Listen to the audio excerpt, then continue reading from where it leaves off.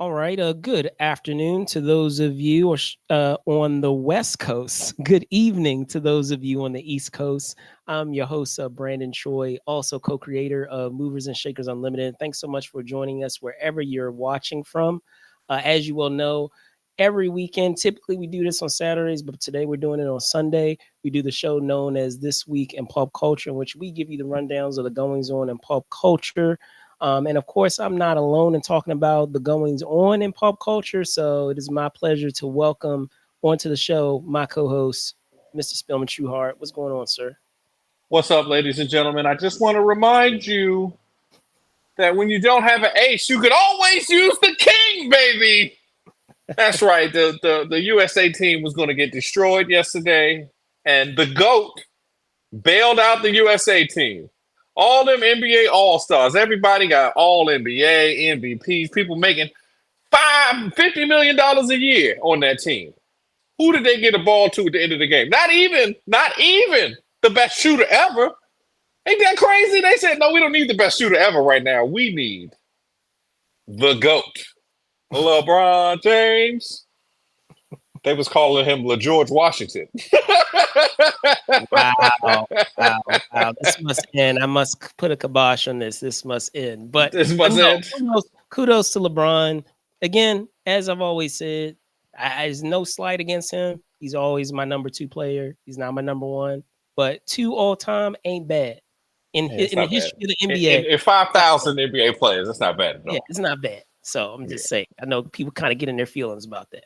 So, but be that as it may, I want to get into the first segment of stories, and I feel like that was fitting. That was a good transition, a good alley, if you will, because we want to get into some of that. But we're going to start first with our film and TV.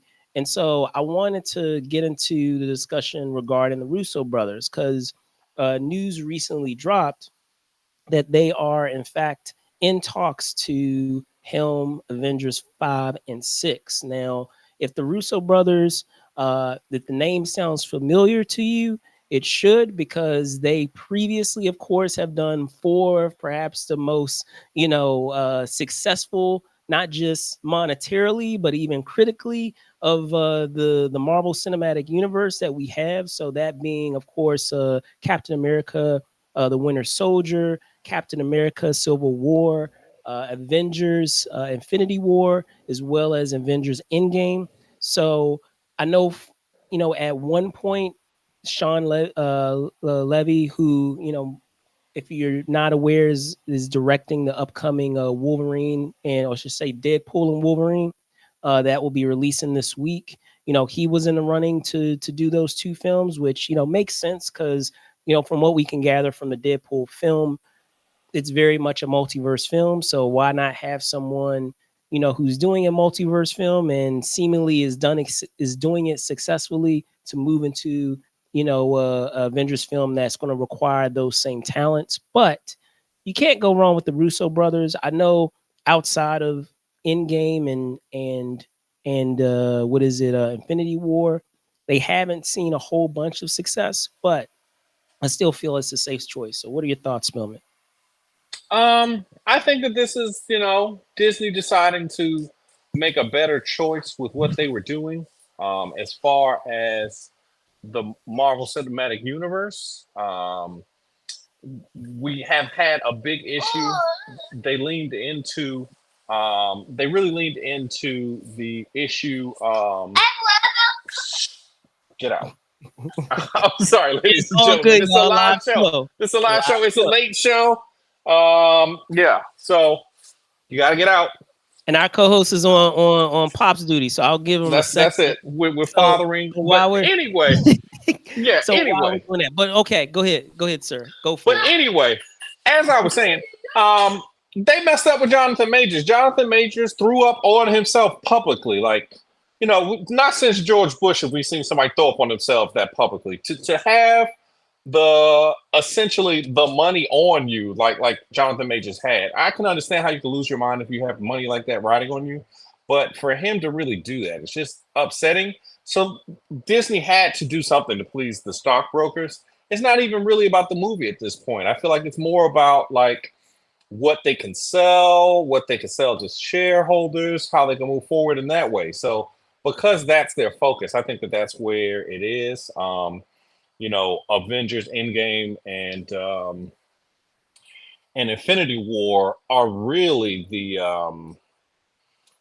outside of the Dark Knight trilogy, I feel like those are the best two superhero movies ever. Like, you might can argue the original Superman or maybe Batman one, but as far as like taking on the culture, like I don't feel like any of those movies. Like I guess that they, obviously they were lampooned and they weren't really in a social media era like it is now, but the Thanos snap, even though it was a thing amongst comic book fans, it was really only a thing amongst Marvel comic book fans. It wasn't like a big cultural thing. Like people like Thanos, but he was kind of a character that was scary, but not like the guy that he became once the Marvel Cinematic Universe put him out for the masses to enjoy. So I feel like that they will be good. Maybe with the addition of the event of the Fantastic Four and the X-Men, that can make for two good movies. But we'll see. What do you think? So there's a lot of parts of it. I'll address first what you were talking about with Thanos. To their credit, and this is to the credit of the Russo brothers and how they executed those last couple of Avengers films. We can be honest and say when we're talking about the comics, the source material, that there are some elements of it, of that saga, of the Infinity that Infinity saga, that can be very hard to digest if you are not a comics person. There are components of it. Death plays a role, in that story, of who Thanos is trying to please. And to the credit of the Russo brothers, they were able to, adapt that story in such a way in order to ensure that it was palatable, that it was something that, a casual moviegoer could follow. And so I would say, considering the what the Russo brothers have demonstrated that they can do, it makes sense that you would ask them to come back. I do understand why there was some hesitancy initially to have them come back, because there was a point in time where uh, uh, Marvel Studios was looking elsewhere, and understandably so. You want to keep things fresh. You don't want it to be stale by still having the same team, and sometimes that can happen by having the same team. So, case in point, why Sean Levy was someone that they were actively approaching to be able to helm that film. And then I understand even at one point, Sam Raimi was an option. And don't get me wrong, I'm a uber Sam Raimi fan, and we would not have the MCU as we know it without the legacy that was put in place by those Sam Raimi Spider-Man films. Without the success of those Spider-Man films, we wouldn't have an MCU, because there wouldn't be the studios wouldn't believe that there was a market out there for superhero films that took themselves seriously and weren't silly. So, with all that being said, it makes sense that you're getting the Russo brothers. The Russo brothers are a safe choice. If you're talking about a film that deals with the multiverse and something that is going to be on that type of scale, because let's be honest, as grand and as big as Infinity War was, and as grand as big as Endgame was, that's going to pale in comparison to the scale that we're going to have with with Secret Wars and whatever they decide this fifth Avengers film is going to be. Because this, according to the story, then this is a story hat tip to Hollywood Reporter, because of that whole debacle that happened with Jonathan Majors. They're not going to go the route, from what I understand, that they were initially going to go with what is it with the King Dynasty. So I just find it also fitting And we'll get into this to close towards the end. We do have Comic-Con coming up this week, and just fittingly enough, we have this type of news drop, Hey, just sometimes you gotta recently. make a change before the Just convention recently? starts. You gotta No, make a change before the I'm just convention saying, starts. I just find it fitting that you have the terminology we're in talks when they very well may have already made the decision and signed the contracts and signed off on everything, and they're probably going to use San Diego Comic-Con to be able to drop all this news officially, just Hey, fittingly, just that's in what you time gotta for do sometime Comic-Con, before the right? convention. Just Before in the time. I convention. just found the timing kind of interesting. That's all I'll say. But Convention timing is important. Timing on a convention is very important. for sure. But any last thoughts before we move on to our sports?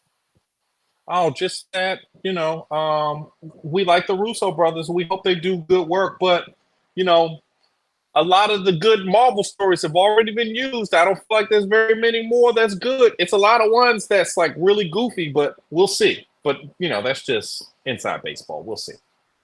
We'll see indeed. So getting into our sports news, we did have a couple of things happen. We had Patrick Beverly joining a new team in Israel. We Ni have hao.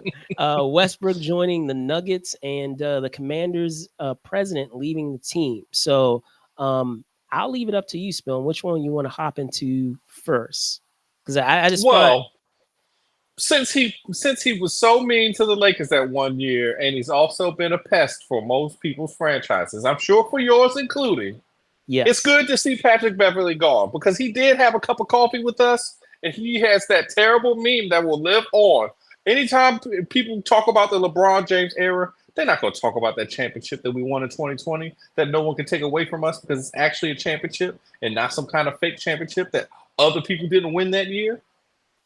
But Pat Bev is just a pest, and he came here to the Lakers before we got rid of him last year, and he was very terrible, and he was doing all kinds of antics, and I don't like the antics. Like I feel like once you get too far in antics and not into play, it's only so long you can stay in the league. Like most people, once you get to the antics part of your career, it's like, oh, okay, I see. You're just here for the pub. You're not actually here to win any games. So good luck to him in Israel. And then let me, before you continue, let me just get into specifics, because I know for a lot of us that follow a lot of this stuff, we're already up to speed. So for those of you out there to give further insight, this was announced on Patrick Beverly's podcast known as Pat Bev, and he revealed that he's signing with the Israeli team known as and I apologize if I'm mispronouncing this, but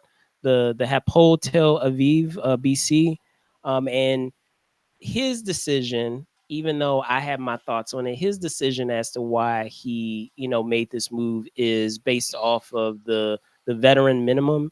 Apparently, the veteran minimum that he would be up to would be have a potential of earning would be $3.3 million over 2 years, and with this team, he was able to max it out to $4 million over 2 years. And so, just to quote what he has, stated, to speak further on that, he said, "It will be a disservice to myself and how hard I work on my body and on my game. I want the best, and I want the most I can get in this game." So, sorry, go ahead, Spillman, continue. That sounds like your friend that tells you, man, we don't need to date these girls in this town. Let's go on a trip and find some girls. Poor So I Patrick was going to say Beverly. the thing that's fascinating to me about this, I'll say first is I could see if there's a substantial difference in It's the like five hundred salary. thousand dollars. It's like, That's yeah, it taxes. what 700,000. So like that tells me that it's more so, while they do say that he did have, he did had offers from a couple of teams. He did have offers from the Pistons apparently, and he had offer from the Rockets.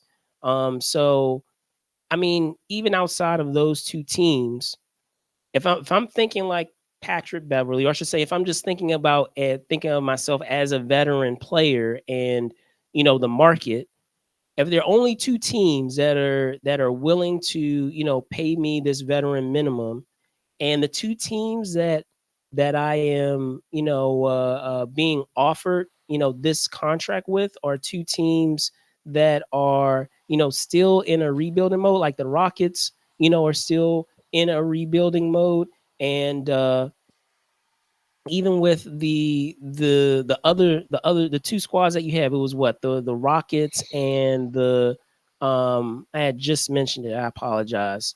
The Rockets and the Pistons. The Pistons had their worst season, historically They horrible lost the season. most games in history in a row last Historically. year.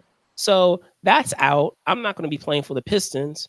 And the Rockets, as talented as they are in terms of young talent that they have, they aren't a team that's going to be a perennial team that has a capacity in the 2 years that I would be playing under that contract to go for a title.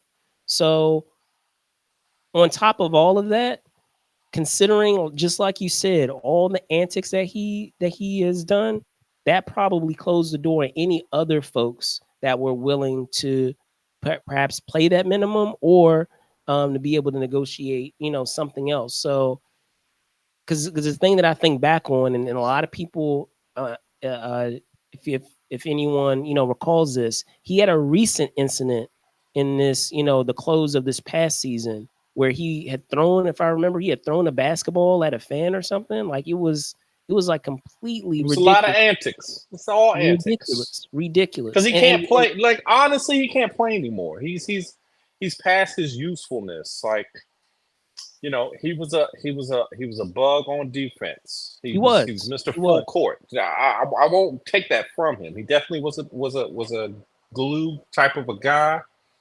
But with playing undersized, he was an undersized guard. He doesn't really dish the ball well or anything. He just plays the defense really well. It's hard to keep a guy like that on the court in the NBA now with the spacing and stuff. He makes it a trapezoid. He doesn't make it a pentagon where you got to have bodies over here and over here.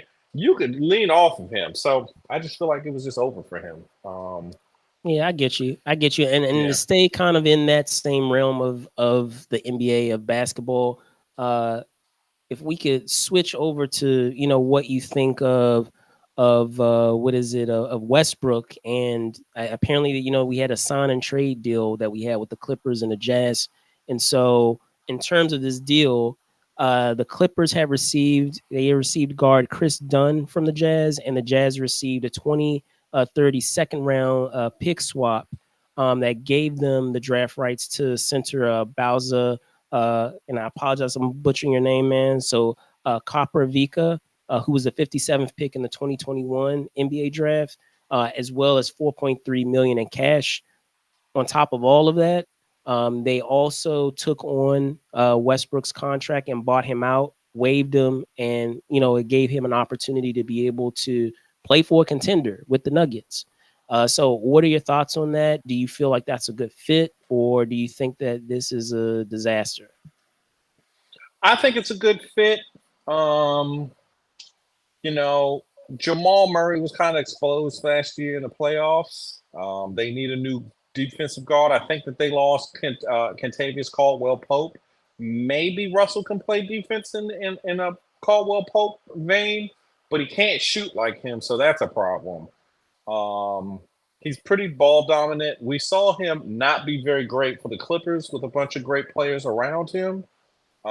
It might be up for Russell Westbrook, but I think that um, it's interesting. Everybody's happy he's with the Nuggets, but everybody's also like, man, this is the second time he got to the Jazz, and they said no, thank you.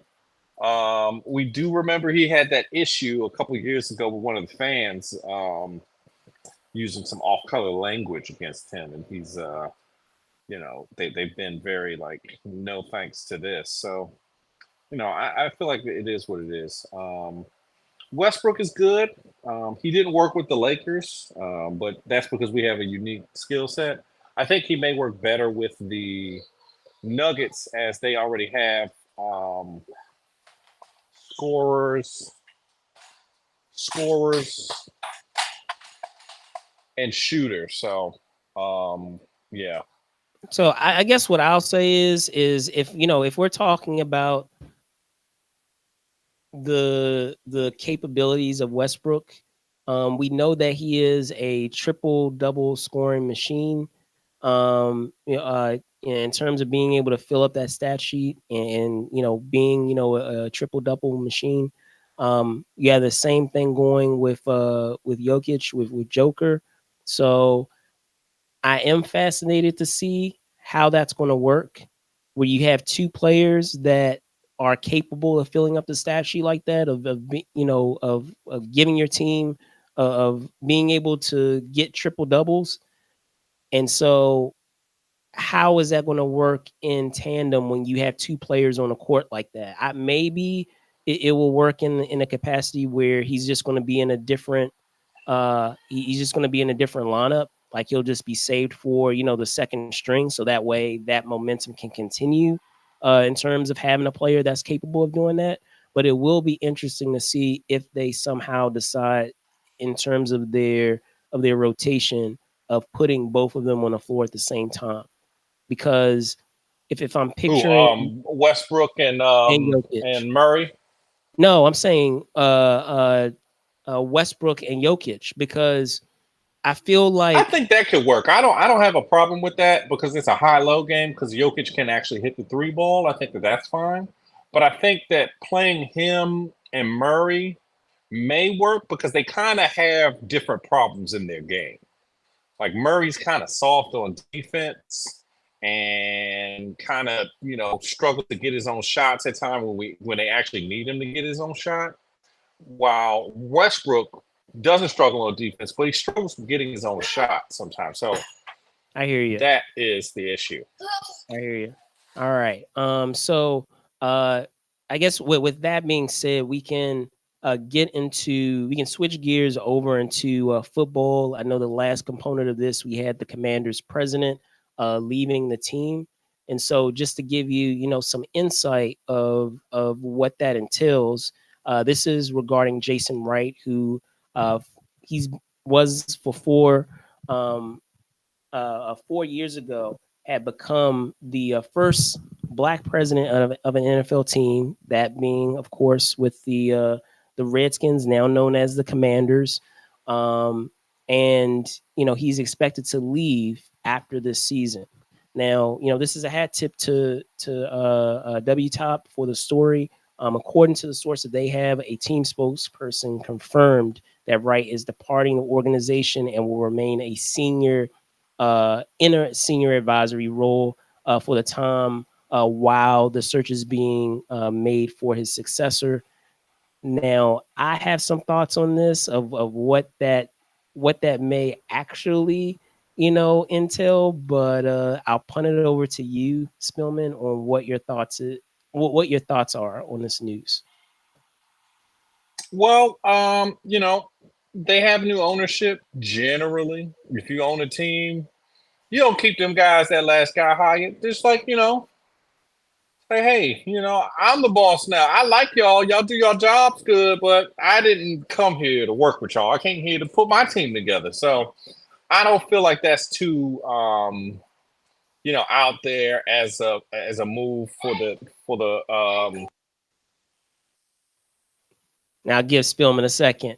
But no, I agree, what Spillman is saying, in that when we're talking about a change in leadership, when we're thinking of like any type of setting when it comes to business, it's not unheard of for the new regime, so to speak, to clean house with the old team that existed before. That's And just what happens. this is a PC way of them saying, we're letting you go. We appreciate what you did, but you got to go because we're going to put someone else in your spot.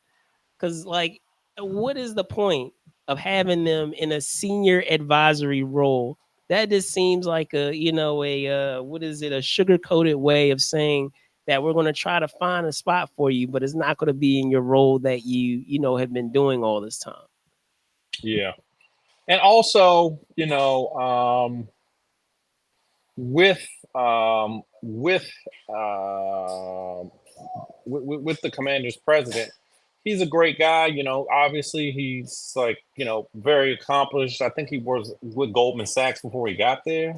And he But played a role, to his credit, he played a role in that branding process of the team changing from the Redskins to the Commanders. So I mean, he does have a legacy with the team of his influence and what he is, the impact that he's had with the team. yeah. So we'll see. Obviously this is just what happens. I was telling people last year, I was like surprised that they kept Ron Rivera on for the year, And even though all they that- bought the team. Yeah, They bought the team kind of late in the process to find a new head coach, but I was even surprised that they kept him. Obviously they've moved on from him now, but that's just how teams work. You buy a team.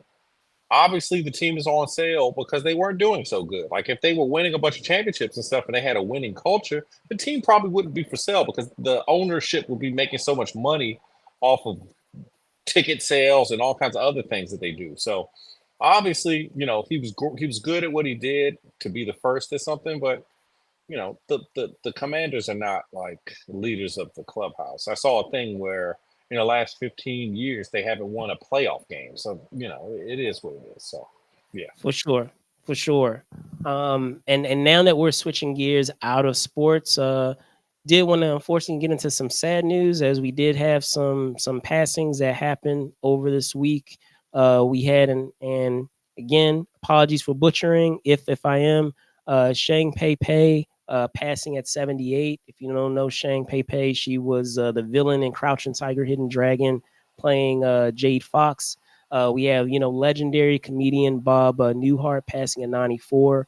And of course, Joe Jellybean Bryant, um, accomplished NBA player, also known as, of course, the father of the late Lakers legend. There you go, Spillman. Kobe The Bryant great Kobe Bryant. Yeah. passing away at 69. So I tell you what, with you being a Lakers guy, thoughts first on Jellybean.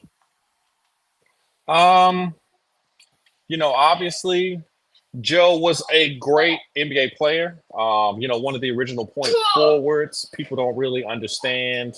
At the time, his game was so different that it wasn't really known what it was that they were changing with the game. So, obviously he won a chip, I believe, with the Sixers in '83. I'm not sure if he did Yeah, win yeah, that sounds the right. But '83 chip. I will check. I will check Yeah, that. he might have been on the team that lost in the finals, and then he didn't come back for the finals. But I don't know. But I think obviously, he played in Italy for a long time overseas. Really, the thing about Joe Bryant and Kobe Bryant is the fact that they were estranged for so long after Kobe made the league and made good on the work that he and Joe had put together to get him to the place to be in the NBA. So it's kind of a sad story to see that they weren't able to reconcile before Kobe's untimely demise. But just Jellybean Giant Bryant obviously was somebody we don't really know much about. As he was playing before we were born. We've heard lots of things about him. I've seen lots of tape on him. I think I've seen a video of him like dunking on Magic or Kareem. I don't Yeah, remember which one, but I know it's one of the two big guys. But still, it's just it's kind of sad to see that.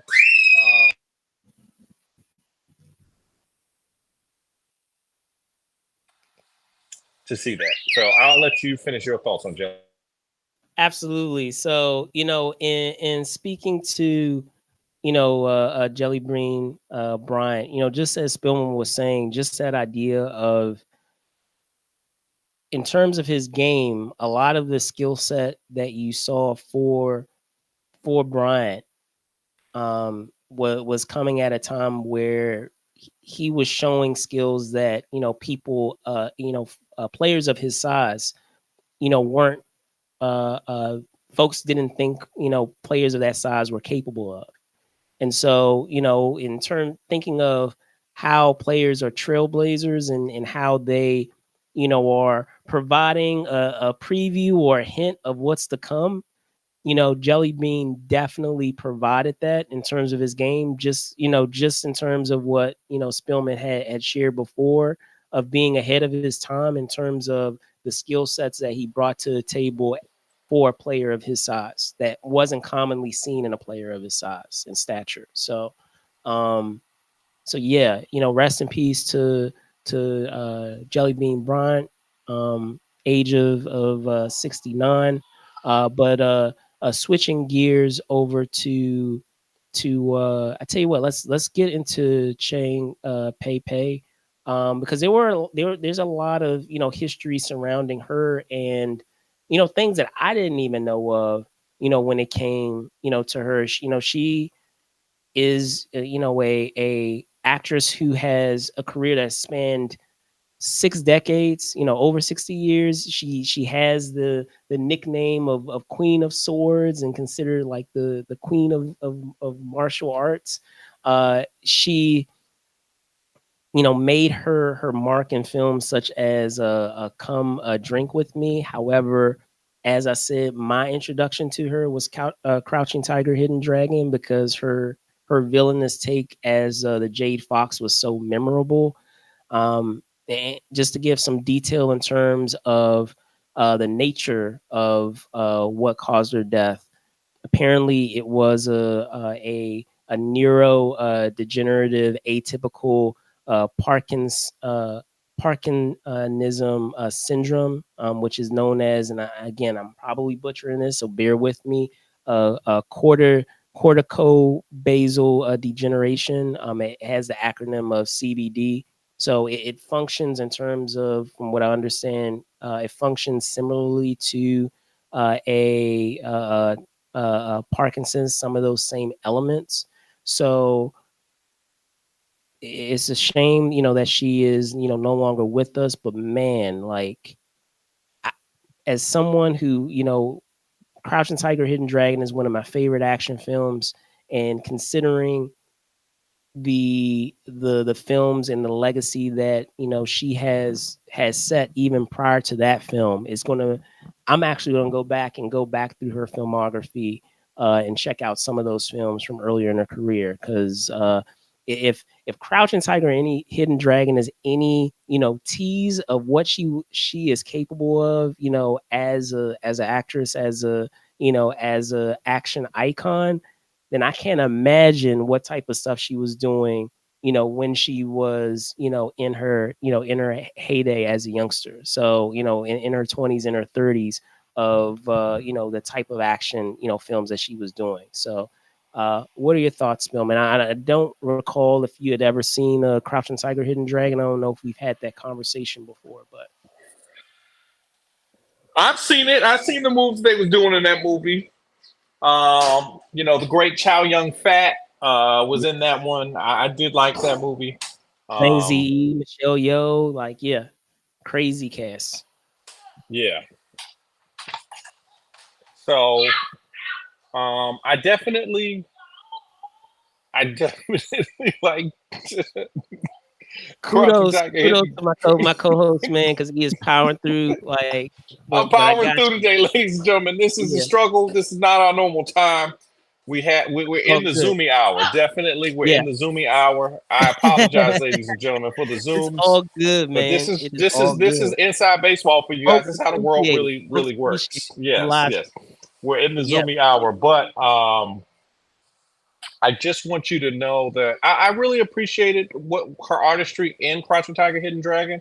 I'm very interested to see some of her films that obviously didn't play much over here in the States, but obviously that was an all-star cast, so I imagine she's got some great performances, and I'd love to see them.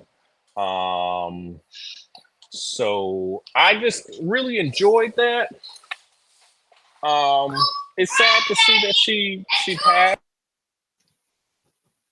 And I'll give Spilman a second. But no, like, just as I was mentioning, it is. it's a shame that that I hadn't seen many of her films prior to Crouching Tiger, Hidden Dragon, but just by virtue of what, like I said, what she was able to provide to that role. If we're talking about all the actors, as I said, the all-star cast that you have in that film with Chow Yun Fat, with Michelle Yeoh, with Zhang Ziyi, and to still be able to hold your own and to stand out among all of those performances, because those were all terrific performances, and still be a memorable part of it as the villain, like not being overshadowed by the performance that Zhang Ziyi provided, and still being a memorable component of that film, where I remember whenever that character, popped onto the screen, you were like, oh wow. Like I remember in the film where they were a lot of times in when you have in action films, you'll have people kind of like, they'll hype you up, they'll hype a character up, and sometimes even with all the hype that the character is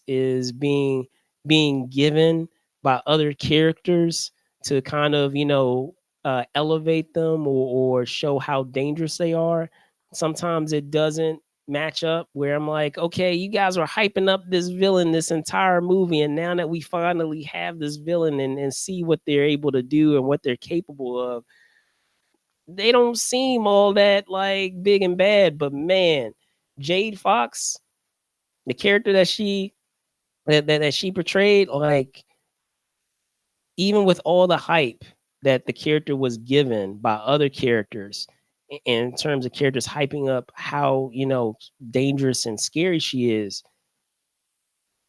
when you finally have her unleashed in the film, it's quite amazing, and it's very it it was always a moment where I was like, oh snap, here she is, here's Jade, like what is she gonna what is she gonna do this time, like what devious thing is she going to accomplish in the sequence that we're about to see.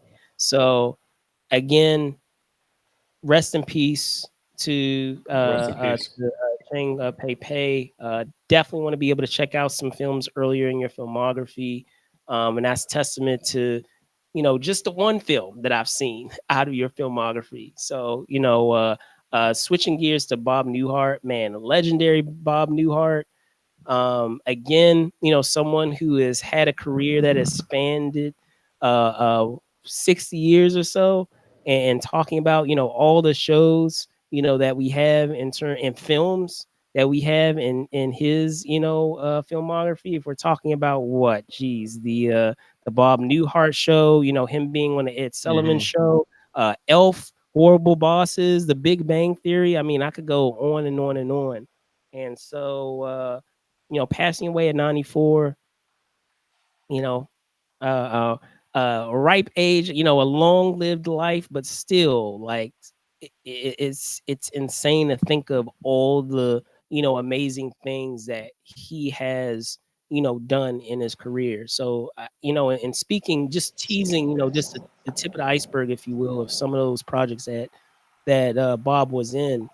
What would be a project for you specifically of his that he was a part of that you enjoyed a lot? Like, what is your favorite, Bob Newhart? Maybe it's a moment, or maybe it's a project that's in his filmography that he starred in and was a part of.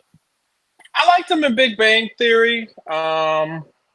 Obviously he was on a lot of things. He was very deadpan. I like the deadpanness. I love Yes. a Yeah. comedian that isn't like like Yeah. Yeah. Yeah. I Yeah. like people that like There is a space for that, but yes, I can appreciate like the deadpan, like straight man that component that he was able to bring, with his comedy. So yeah, I love someone that could be straight like that. I love a straight man. I love people that can deliver comedic lines without breaking it into like trying to tell you that it's funny, and then like exactly you right. may watch the movie the first time and you did not catch it. Yeah, Yeah, you're not telling her yeah, it's supposed to be funny. He's supposed Yeah, to be now. So yeah, no, I yeah. So definitely. Obviously very accomplished careers. So, we're just really sad to see him go. I liked a lot of his work. Obviously, he was one of the titans of CBS. indeed. To just think about it, like that would be amazing to have an opportunity to be on a network for 60 years, and they just throw you stuff. Like, just go get Bob. Bob will make this cast work, and then that's just crazy. Just to be, here after all that time. So yeah, sad to see him pass, but yeah, I think that Mm, was my favorite one of his. got you, got you. I would probably also say Big Bang Theory. Just by virtue of I feel like he had a great chemistry with everybody in that ensemble, especially with I can't think of the actor's name. I'm brain farting. I feel bad, but Sheldon, like that character, his character Yeah. and Sheldon's character, they had great chemistry in terms of how their characters played off of one another. So again, rest in peace, comedy legend, Bob Newhart. And getting on a lighter note, I wanted to be able to close Oh, I this week. forgot. He was the one on the Rescuers. Oh, right, yes, Yeah. So that's one too. I liked his character Bernard. That was, one of my favorite movies as a child. So of, yeah, of course, shout aging outs. ourselves a little bit. Yes, of Yeah, course. yeah. Um, but getting onto a lighter note and getting out of those folks that have passed unfortunately this week, I wanted to get into this crazy cheeky, as they have coined it, Deadpool. I didn't look at this on purpose so I could do a honest reaction for you, ladies and gentlemen. Let's see this. Let's see it. So let's see if I can pull this up for you guys, because this is wild. I think I've shown it to you, or you haven't seen it yet, have you? Still? Okay, so let me see if I can get it, bring up the video for you.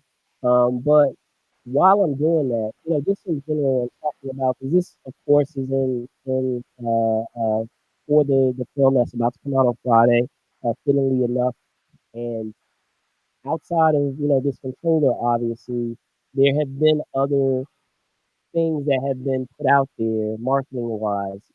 So what are your thoughts, or what would you grade what we have been getting out of the marketing campaign that we've been getting with Deadpool and Wolverine? Because I mean, we had the popcorn, the popcorn box, and now we have this controller, and we have other stuff too. So, what are your thoughts, Ralph? What's up? I think that the merchandising has been crazy. I feel like they know they have a heater because they're taking such risks with these silly things that they keep doing that are obviously for the fans. Like they know their audience, they know where we're going with this Deadpool stuff. So, I like it. I'm still waiting to see this thing. You're supposed to be pulling it Okay, up here for we us, go. I'm ladies gonna and bring it up. gentlemen. Here we go. We're gonna get it. I'm It looked gonna like he try got to distracted for a second. help with That's right. So as with he's getting this together, so as we yes. remember, the popcorn bucket was a gaping maw. If you know what that is, he's a gaping maw, like just in a just a like, what are you doing? Just reaching your hand into something like that. Like, I tell my son, my rambunctious son that you saw all episode today, ladies and gentlemen, to not put your Yeah. hand near anything's mouth because you get your hand bit. You don't want to get bit. So that is taking everything I tell that boy and saying, just throw it away. Don't listen to your parents. Put your hands in the mouth. It'll be okay. So we're waiting to see what All right, this here we go. Here is. we go. We got All it right. going. Here we go. Let me All see if I right. can do this now. Of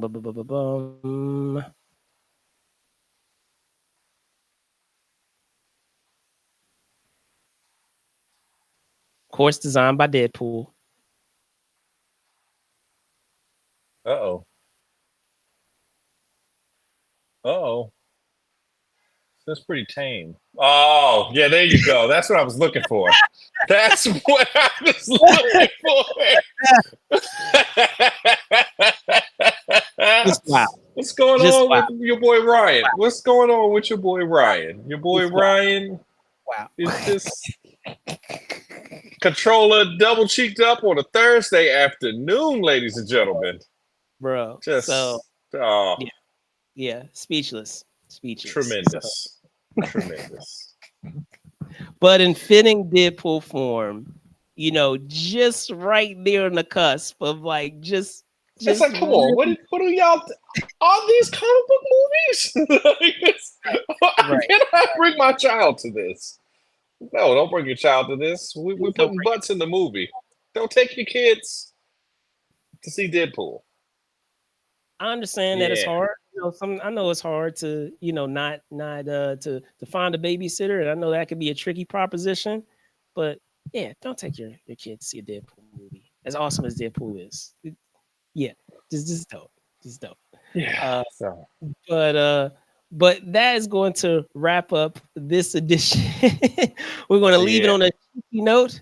yeah. That's On right, ladies and gentlemen. this edition of This Week in Pop Culture. As always, thank you guys so much for bearing with us every single week That's and right. Thank you, ladies and talking gentlemen. about some of these news stories. Thank you for your comments too. I've been checking out some of the comments that people have been leaving and questions that they have. Feel free to still do that. Of course, give the thumbs up on our YouTube videos, and then also know that you can shoot us some stars if you are watching us on our dual stream that we have on Facebook as well, because we do have that cool feature with our stars. So it helps out in being able to keep the lights on, so to speak, when we're putting these shows together. Before I wrap the last part of it up, I will punt it over to you, Spillman. Can you tell folks where they can find you? All right, ladies and gentlemen. Remember, when you go to apply for your passport, make sure that you have an original copy of a birth certificate and your social security card. Otherwise, you'll have to go back to another office to get that. So, if you're thinking of moving soon, that's what I would do. But you can check me on Instagram. So, just look for me on Instagram. Just look for me on Instagram. If you see me there, I'm at Truly Spill. So you can find me there. But remember, it takes 2 weeks to process that, and you need it at least a month before you decide to travel internationally. So remember that, ladies and gentlemen. Indeed, indeed, indeed. So with again, once again, excuse me, I want to thank Spill for hopping on and talking, some of these news stories that made the rounds this week. I'm your host, Brandon Choi, also co-creator of Movers and Shakers Unlimited. Before I get into some of our, or I should say, some of my um, socials and all those things. I wanted to be able to remind you guys, of course, I teased it at the top, but just know that we do have San Diego Comic-Con that is happening next week, and or I should say, I guess this coming week. What am I saying? So the week that is upon us is going to be a San Diego Comic-Con, and this week I, in fact, will be moderating. So, do have a horror panel that is happening on Saturday. So, hopefully, I'll see you guys. Look forward to seeing a lot of you folks that check out the show. It's going to be on at 7:30 p.m. on Saturday in room 7AB. Breaking boundaries, diversity and representation in modern horror. Super excited to have our guests on, our panelists there on tap. So be on the lookout for that. But in terms of social media, you can find me at Brandon Choi ENT on X, and then Brandon Choi _ ENT on Instagram. Of course, just putting it down there of what I have on X or Twitter or whatever the kids call it these days. But with that out of the way, thank you guys so much for watching. Be safe out there, and see you soon, folks. That's right, ladies and gentlemen. I love y'all. Be safe out here. It's been crazy. You got to Indeed. make the change before that convention. Remember. Drink water, folks, because we are dealing with, not just here in the East Coast, or say not even back home on the East Coast, dealing with what is it, a heat wave, but been dealing with it here on the West Coast as well. So Oh, look, ladies and gentlemen, Brandon is big time and us big time. Look at Brandon big time and us. All y'all back on the East Coast, being all sweaty. I got sea breezes. all right, bye guys.